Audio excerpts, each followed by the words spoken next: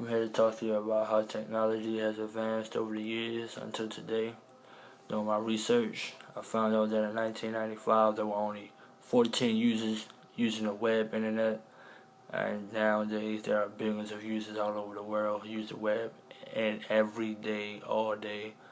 And nowadays it's hard for for someone to go without technology for one day, 24 hours, because you're so accustomed to using it in everyday life. Some people feel that it's a necessity to have in everyday life. Like it's hard for people to go without smartphones and GPS systems and Wi-Fi, internet, and stuff like that.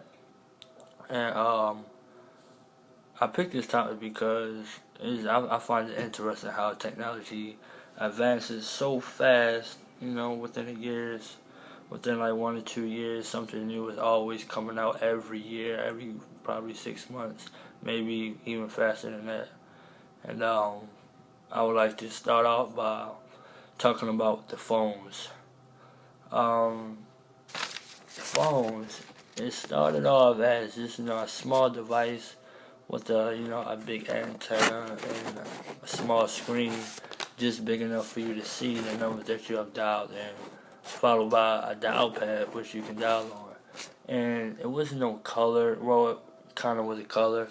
It just green screen. We called it green screen, which is the only color you saw when you press buttons was green.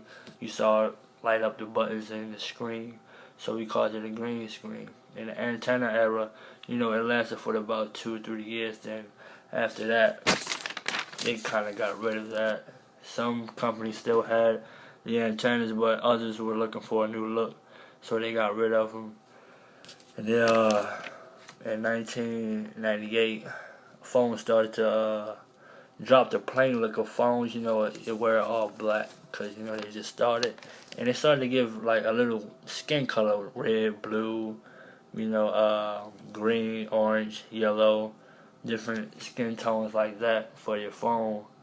Now in 2000, it was recorded that the world's first touchscreen was from Motorola. It was a flip phone, and it was still a green screen. It didn't have no color display. It was still a green screen, but it was a big thing back then because it was the first phone that you could actually touch the screen and activate it. That was a pretty big thing in 2000. And 2 years later, in 2002, phones began to slide up and down and began to flip and things like that. And which they also added colorful screen displays. So instead of just saying one color, which is green, and your screen display you saw orange, red, blue, white, different colors like that, which makes the phone more interesting and make people kind of want it more because it's new. 3 years after that, which is in 2005, Apple came along with a product, and Apple came along with the product, his iPhone and iPods and stuff like that. It was the world's first advanced touchscreen smartphone. So that was a big deal back then. It still is a big deal now with iPhone. iPhone seems to be taking over the phone industry right now with its products because it's amazing the things that the phone can do. It sets the tone. In 2005, iPhone by it releasing this product set the tone for HTC G1 phones, different types of Androids, Motorola back flip phones, and Windows 7, mobile phones which were made by Nokia,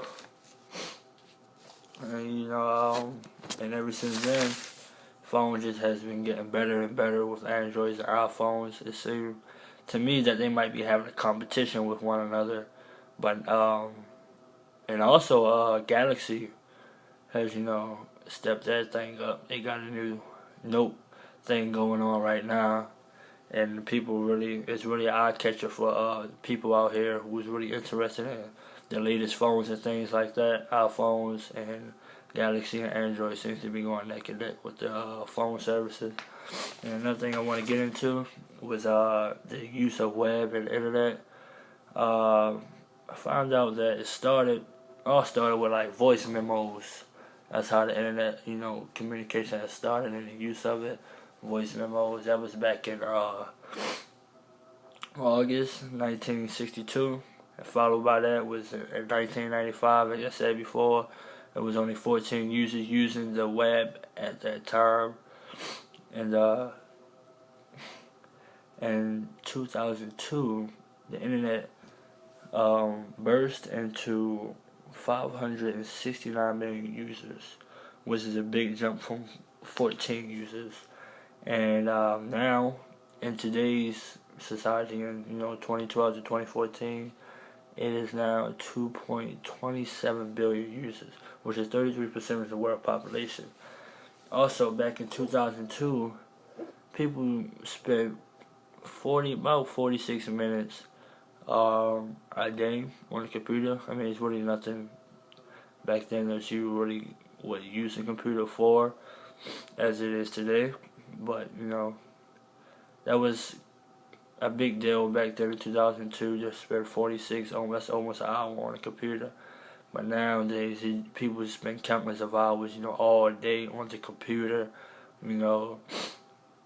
on phones all day, every day, especially the way that most things are set up nowadays. You need technology to even survive in this world nowadays, which is funny because just 10 years ago, technology wasn't as big as it is today, and you could actually survive in this world without it. You can actually get jobs without technology, but now you have to learn how to operate different equipment to even get a job.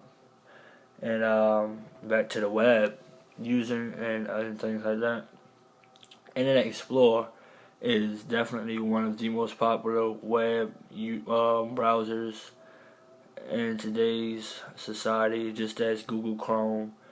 And Internet Explorer was first established August 16, 1995. And Google Chrome was first established October 21st, 2009. And these two are still two of the biggest web browsers in web history. Here is something else. In 2003, something called Safari, which is another web browser, has started. But it's not really a huge deal, maybe to Apple, because Apple's are the main users of Safari, which is a web browser. Apple really uses that. No one else really uses that. So yeah, Apple is the only one that makes that a big deal. But to wrap this video up, I just ask you to just pay close attention in today's world, how things are beginning to evolve fast right before our eyes and we don't even know it.